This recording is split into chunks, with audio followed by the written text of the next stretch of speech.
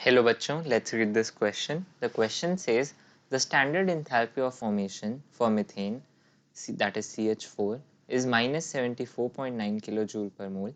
In order to calculate the average energy given out in the formation of CH bond, from this it is necessary to know which of the following. Option number 1, dissociation energies of the hydrogen molecule. Option number 2, the first four ionization energies of carbon. Option number 3, the dissociation energies of hydrogen molecule and the enthalpy of sublimation of carbon from graphite form. And option number 4, the first four ionization energies of carbon and electron affinity of hydrogen.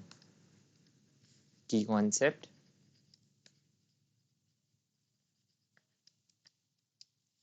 तो हमारे पास दे रखा है standard enthalpy of formation of methane. तो सबसे पहले हम reaction लिखेंगे. तो कार्बन इन ग्रेफाइट फॉर्म को स्टैंडर्ड एंथैल्पी हमको प्रोवाइडेड है, तो हमें कार्बन को फ्रॉम एलिमेंट्स को उनके स्टैंडर्ड फॉर्म में लेना पड़ेगा जिसमें वो नेचुरली अकर करते हैं. तो कार्बन ग्रेफाइट फॉर्म में प्लस करेंगे हम हाइड्रोजन जो कि गैसियस फॉर्म उसकी स्टैंडर्ड फॉर्म है, हमें मिलता है CH4 गैसियस स्टेट में. ठीक है, अब हम इसके अंदर इस रिएक्शन को पॉसिबल करने के लिए जो कार्बन होता है वो सॉलिड फॉर्म से कार्बन गैसियस फॉर्म में कन्वर्ट होता है जिसको कहते हैं सब्लिमेशन. और जो इसकी हीट होती है उसको कहते हैं एंथैल्पी ऑफ सब्लिमेशन. और जो सेकेंड हमारा स्टेप इन्वॉल्व होता है वो होता है H2O का गैसियस स्टेट से एलिमेंटल स्टेट में कन्वर्ट होना, यानी कि 2H फॉर्म करना,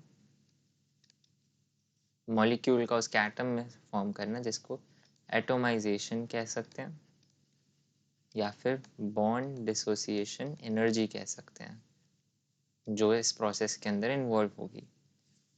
तो अब हम ऑप्शंस पढ़ेंगे. तो ऑप्शंस के अंदर हमको ये तो हमें अगर CH बॉन्ड की वैल्यू निकालनी है तो हमें ये सारी चीज़ें पता होनी चाहिए, यानी कि heat of formation, heat of reaction हमारे इस रिएक्शन की, देन डेल्टा एच सब्लिमेशन और bond dissociation energy of H2. तो ऑप्शन नंबर 1 के अंदर हमें सिर्फ डिसोसिएशन एनर्जी दे रखी है, तो ये इम्पॉर्टेंट है लेकिन सिर्फ इससे काम नहीं चलेगा. फिर हमारा ऑप्शन नंबर 2 के अंदर आयनाइजेशन एनर्जी दे रखी है, ये रेलेवेंट नहीं है, तो ये ऑप्शन भी हमारा गलत हो जाएगा. ऑप्शन नंबर 3 के अंदर हमें डिसोसिएशन एनर्जी भी दे रखी है और सब्लिमेशन एनर्जी दोनों दे रखी है, तो ये ऑप्शन हमारा करेक्ट हो जाएगा. ऑप्शन नंबर 4 के अंदर अगेन हमें first four ionization energies of carbon दे रखी है और इलेक्ट्रॉन एफिनिटी ऑफ हाइड्रोजन, तो ये भी रेलेवेंट नहीं है और ये ऑप्शन गलत हो जाएगा. So the final answer is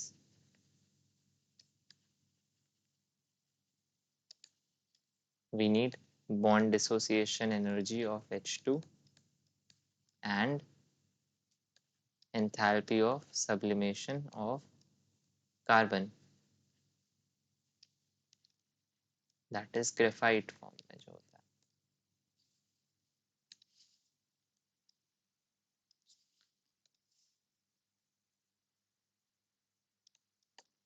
I hope you understood it well. Best of luck.